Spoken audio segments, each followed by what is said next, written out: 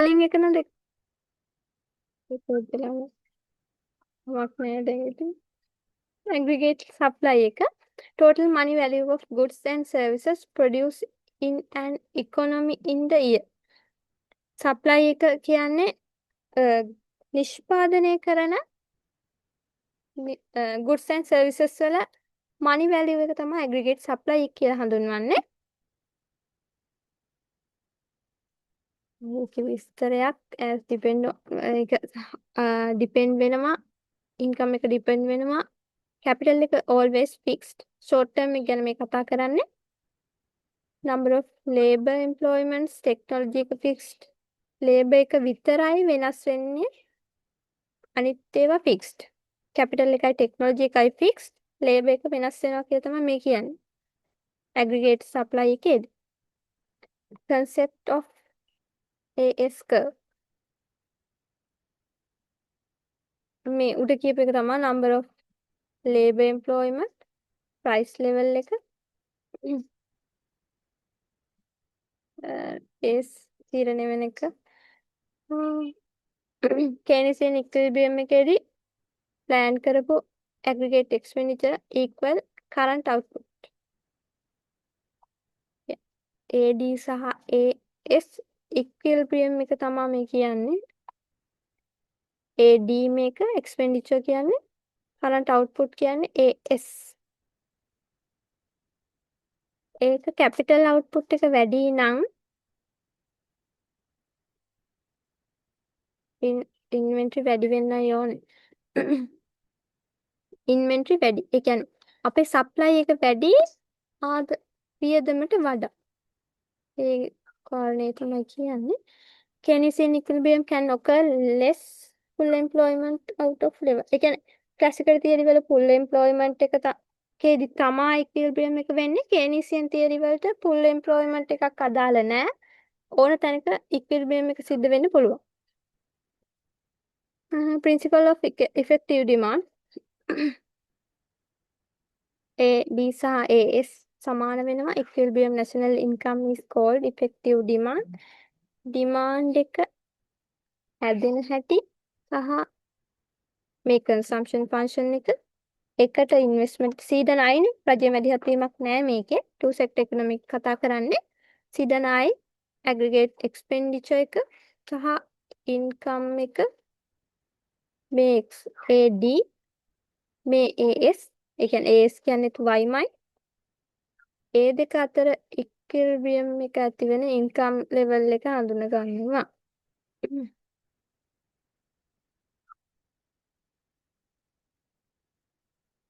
y සමානයි c ධන i කියනවා අර අපි ගත සමීකරණයෙන් c ධන s තමයි වෙන්න ඕන. s වලට i සමාන වෙන හින්දා අපි මෙතන i ගන්නවා. මේ y තනි කරලා b හොයාගෙන තියෙන්නේ multiply එක ගන්න අපි ඉස්සරහට ගමු. equilibrium illustration එක tax දෙනවා නම් කොහොමද consumption එක වැඩි වෙන්නේ අඩු වෙන්නේ? tax එකක් තියෙනවා නම් අපේ consumption එක අඩු වෙනවා. එතකොට national income එක අඩු වෙනවා. දැන් මේකට නම් consumption එක ගන්න මේ aggregate demand එක investment එක මේක අරගෙන නැහැ. මේක තියෙනවා රජයේ මැදිහත් වීම.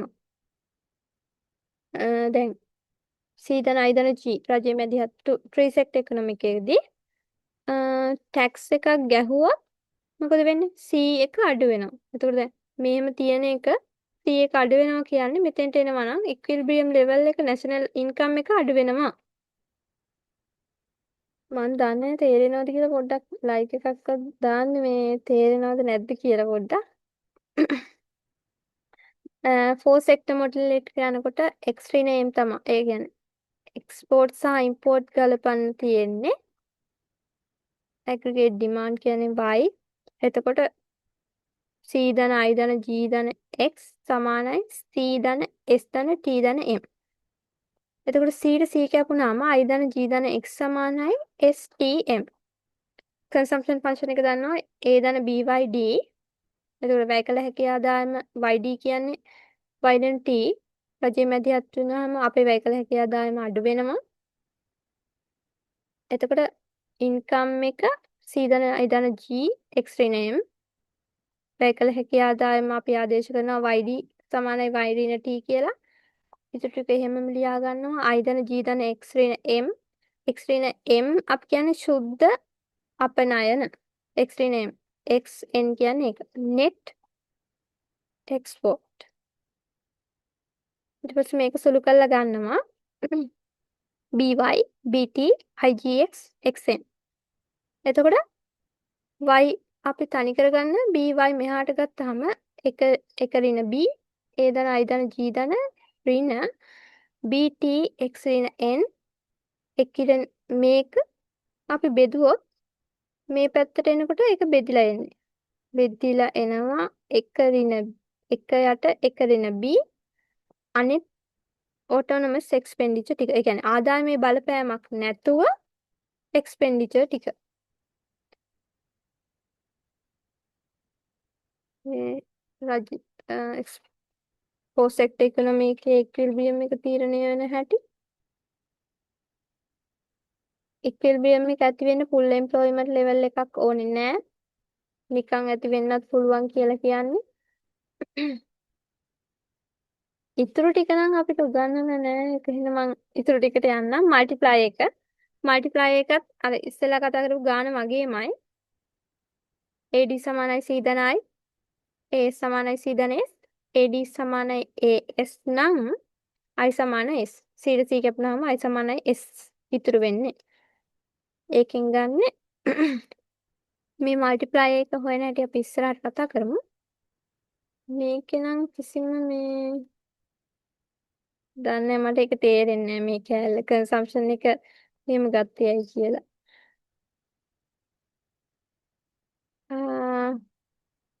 උදාහරණයක් දීලා තියෙනවා consumption function එක 100 ධන autonomous expenditure එකයි ආදායමයි බලපෑමක් ඇතුව වෙන consumption එකයි investment එක දීලා තියෙනවා 200යි ගාන හදපුවාම ආදායම එනවා 1200ක්. ඒ කියන්නේ investment එකේ consumption එකේ එකතුව investment multiplier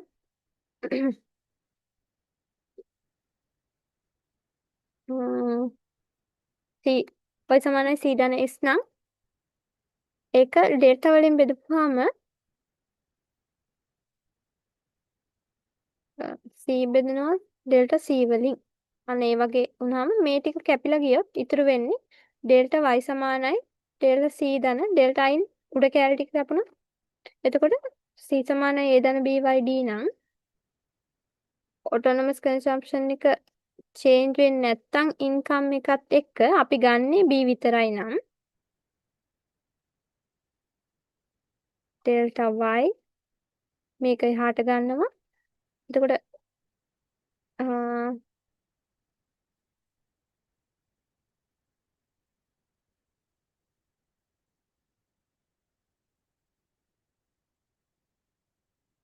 මේක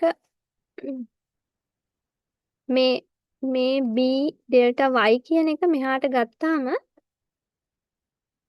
ඩෙල්ටා y මේක B ඩෙල්ටා y නෙවෙන්නේ.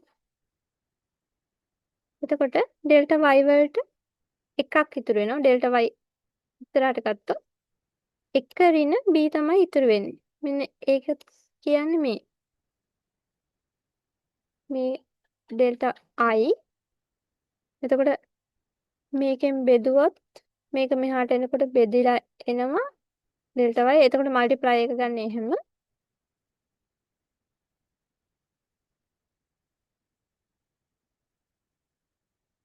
එක ඍණ B. එක ඍණ B කියන්නේ කොහොමද? අර MPC එක ඍණ B කියන්නේ MPS. කියන්නේ දැන් මම අර උඩ පැහැදිලි කරේ consumption function එකේ අනිත් පැත්ත තමයි saving function එක. එතකොට එක ඍණ MPC කියන්නේ MPS. saving function එකේ බෑවුම. three sector economy එකට multiplier එක එනකොට වෙනස් වෙන්නේ එක ඍණ B වලට BT එකතු වෙන එක විතරයි. අනිත් all are same.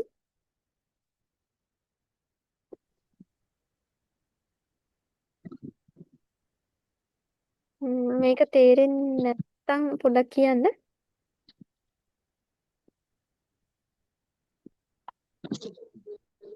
අය මේකේ කට් නම්බර් එක මේ WhatsApp එක හදන්නේ. මොකද හලා? ඔව්. චමෝ. sorry. එතරයි එක්ස්පෙන්ඩිචර් මල්ටිප්ලයි එක කොහොමත් අර මේකත් හදලෙමුකෝ y සමානයි c ධන i ධන g c වලට ආදේශ කරනවා a ධන b y d i ධන g එහෙමමයි y d කියන්නේ රජයේ මැදිහත් වීමෙන් වැය කළ හැකි ආදායම අඩු වෙනවා ඒකින්ද t අඩු කරනවා ආදායමේ ටැක්ස් එක අඩු කරනවා අපිට සහන ආධාර හම්බ වෙනවා නම් අපිට වැය කළ හැකි ආදායම වැඩි වෙනවා එතකොට t එකතු කරනවා ආදායමට එතකොට b සුළු කරපුවාම bt br ig ඒ ධන by ධන t ධන ty අන ටැක්ස් එකට බලපානවා t ධන ty ඒ කියන්නේ ආදායම මත වෙනස් වෙන බදුත් තියෙනවා ආදායම් මත වෙනස් වෙන්නේ නැති බදුත් තියෙනවා ඒ දෙකම ගලපන්න ඕන ty කියන්නේ ආදායම් මත උදාහරණයක් විදිහට ආදායම් බදු ගෙවන්නේ ty වලින් t කියන්නේ ආදායම වෙනසක් නැතුව අපි බදු ගෙවන එකට ඒ ධන by ඍණ bt සුළු කරපුවාම bty br ධන ig එතකොට y තියෙනවා මෙහාට ගත්තා අනිත් ටික තනි කරා ඒකෙන් මල්ටිප්ලයි එක හොයාගත්තා මල්ටිප්ලයි එක හොයන්නේ මේ කොටසෙන් විතරයි අපි එක්ස්පෙන්ඩිචර් ආදේශ කරන්නේ නැහැ ඒ කියන්නේ මේ ඔටෝනමස් එක්ස්පෙන්ඩිචර් එකක් වෙනස් වීමට සාපේක්ෂව මේකට ආදේශ කරලා අපි හොයාගන්නවා ආදායම කොච්චරකින් වෙනස් වෙනවද කියලා ඒක තමයි එක්ස්පෙන්ඩිචර් මල්ටිප්ලයි එක ගන්නවා මේ අපි හොයාගත්ත එක්ස්පෙන්ඩිචර් මල්ටිප්ලයි එක මෙන්න මේ ආදායම් වෙනස් වෙනවා කොට ආදායම කොච්චරකින් වෙනස් වෙනවද ඒක තමයි මල්ටිප්ලයි එකෙන් කියන්නේ ට්‍රාන්ස්ෆර් මල්ටිප්ලයර් අපි සහන ආධාර හම්බෙනවා නම් මොකද වෙන්නේ ඒ ධන b තමයි උඩට එකතු වෙන්නේ ආදායමේ ධන බලපෑමක් ටැක්ස් එකෙන් වෙන්නේ අපේ ආදායම අඩු වෙන එක. එතකොට ඍණ b තමයි එකතු කරන්නේ.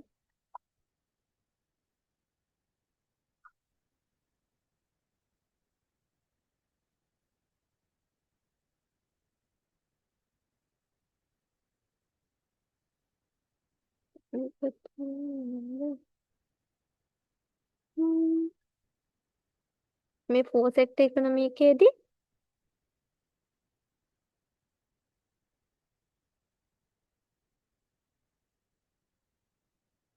ෆෝර් සෙක්ටර් ඉකොනොමි එකේදී රජයේ මැදිහත් දැන් 2 සෙක්ටර් ඉකොනොමි නම් එක යට එක ඍණ b 3 සෙක්ටර් ඉකොනොමි නම් එක යට එක ඍණ b ධන bt 4 සෙක්ටර් එනකොට එක යට එක ඍණ b ධන m m විතරයි එකතු වෙන්නේ ආදායමේ බලපෑම දැන් ආදායමේ බලපෑමක් එක්ක අපි ඉම්පෝර්ට් කරන ඒවා සහ නැති ඒවා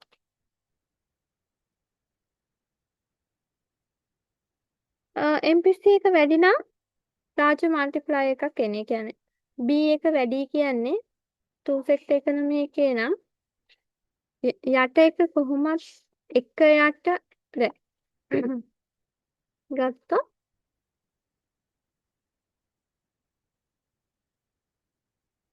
එක යට එක බෙදීම 0.75 නම්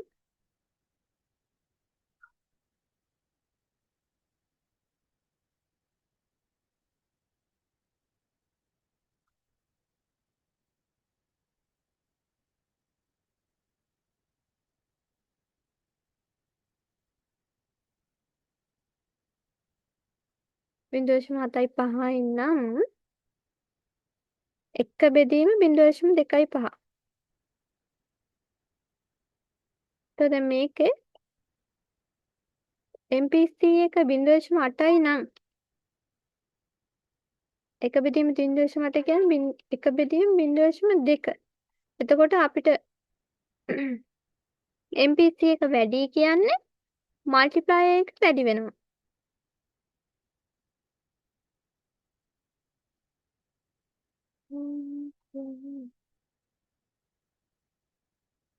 මේ ගානක් හදලා තියෙන්නේ තේරෙන්නේ නැත්නම් චුට්ටක් කියන්න මේක අපි ඕන හදමු.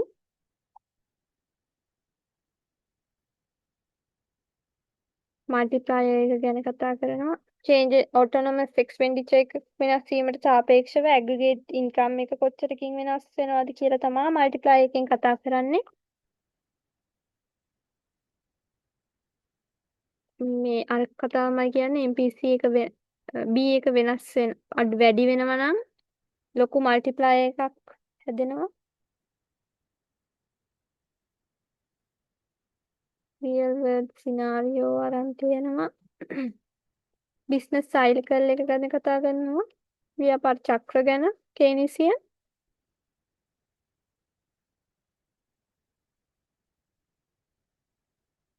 මුදුන පතුල පසුබැසීමේ අවධිය ඒ ටික.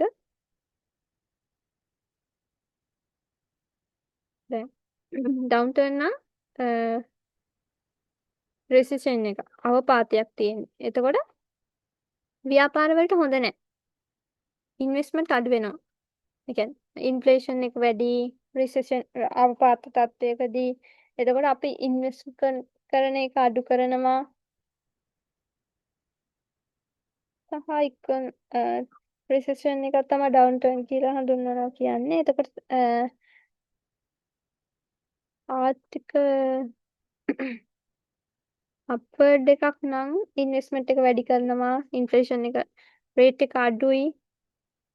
එතකොට ව්‍යාපාර වලට හොඳයි කියන එක තමයි මේ කතා කරන්නේ බිස්නස් සයිකල් එකේදී.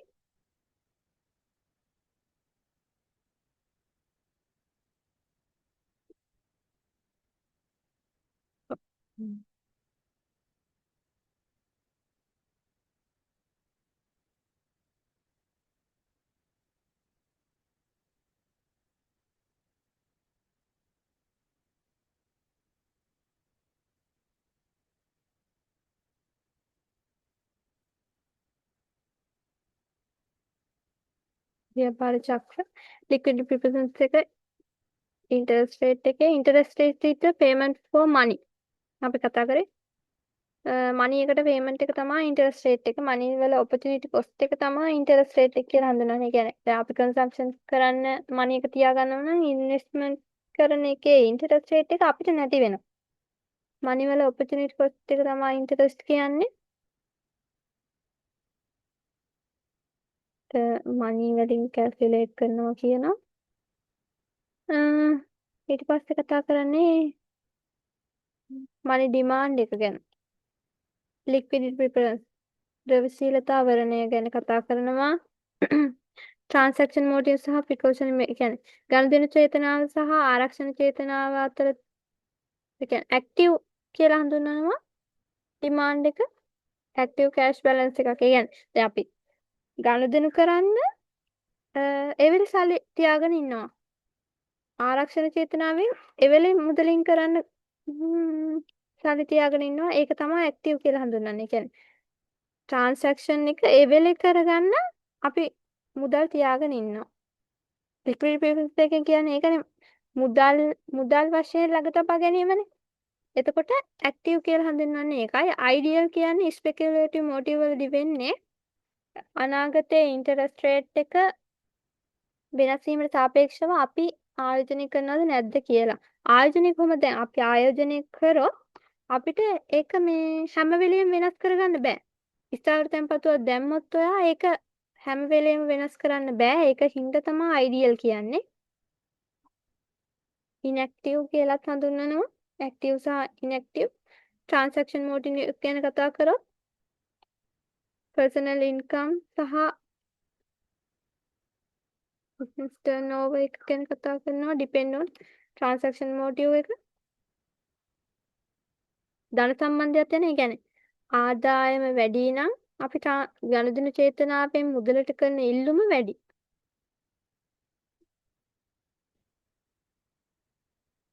ප්‍රිකෝෂනරි මොටිව් කියන්නේ ආරක්ෂණ චේතනාව. ඒකත් ඉන්කම් එක වැඩි වෙනවනේ. දැන් අපි මොකක් හරි දැන් ජීවිත රක්ෂණයක් දාලා තියෙනවා නම් ජීවිත රක්ෂණයේ මුදල අපි වැඩි කරනවා අපේ ආදායම වැඩි නම් ආරක්ෂණ චේතනාවෙන් ජීවිත රක්ෂණයක් දාලා තියෙනවා නම් ඉන්කම් එක වැඩි නම් අපි ජීවිත රක්ෂණයට දාන වාරිකය වැඩි කරනවා. ධන සම්බන්ධයක් ඒකින්ද ස්පෙකියුලටිව් මොකක්ද කියන්නේ ඩිපෙන්ඩ්ස් ඉන්ටරෙස්ට් රේට් එක මත සම්පේක්ෂණ චේතනාව depends of money depend demand for money for future ends active නෑ සහ නෙගටිව් එකක් තියෙන්නේ ඉන්ටරෙස්ට් රේට් එක ඉන්වෙස්ට්මන්ට් ඩිමාන්ඩ් එක අතර කියන්නේ අපි ලෝන් වලට ලෝන් අරගෙන ඉන්වෙස්ට් කරනවා නම් ඉන්ටරෙස්ට් රේට් එක අඩුයි නම් අපි ඉන්වෙස්ට්මන්ට් ඩිමාන්ඩ් එක වැඩි කරනවා. කියන්නේ ඔයා හිතන්නකෝ ඔයා ලෝන් එකක් ගන්නවා ලක්ෂ 2ක ඉන්ටරෙස්ට් රේට් එක අඩුයි නම් අපි ලක්ෂ 5ක් කරනවා ඒක. එතකොට දැන් අපි ඒ ලක්ෂ 2 ගන්නේ හෝටල් එකක් කියලා හෝටල් එකක් හදන්න කියමුකෝ. එතකොට අපි ඒ ගන්න ප්‍රමාණය වැඩි කරනවා ඉන්ටරෙස්ට් රේට් එක අඩුයි නම් ඉන්වෙස්ට්මන්ට් එක වැඩි කරනවා ඉන්ටරෙස්ට් රේට් එක අඩුයි නම් අපි ඒක ඉස්සරහට කතා කරමු total demand for money මේ LM ෆන්ක්ෂන් එක ගැන තමයි කතා කරන්න යන්නේ demand සහ money supply එක කතා කරන්නේ ඒකයි total demand for money active cash balance L1 එකෙන් හඳුන්වන්නේ transaction motive සහ precautionary motive වල එකතුව L2 කියන්නේ speculative motive වල එකතුව speculative motive එක විතරයි මේ speculative motive එක L1 කියන්නේ transaction motive සහ precautionary motive වල එකතුව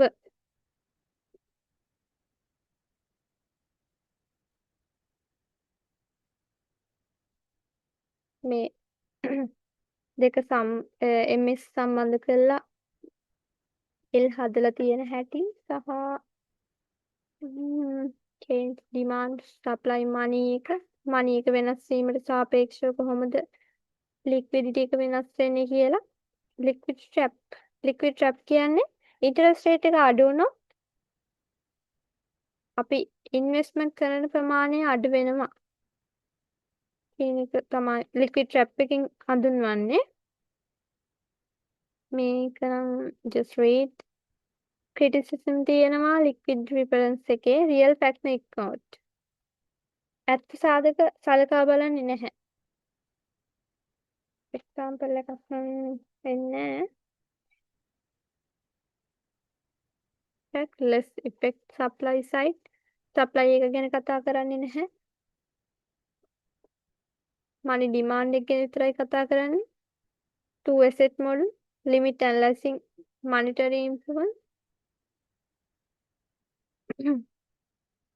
liquidity preference එකේ unstable සහ criticism නම් ටිකක් නෑ ISLM analysis පටන් ගන්නවාද දැන් අවුලක් තියෙනවද පාඩම් වල දැන් කරපු ටිකේ තේරෙන්නේ නැත්නම් අහන්න මොනවා හරි ඩවුට් තියෙනවා නම්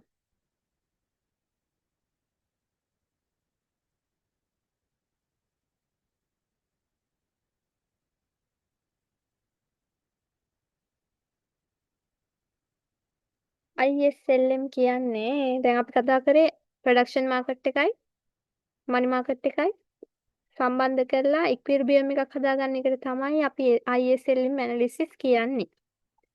IS curve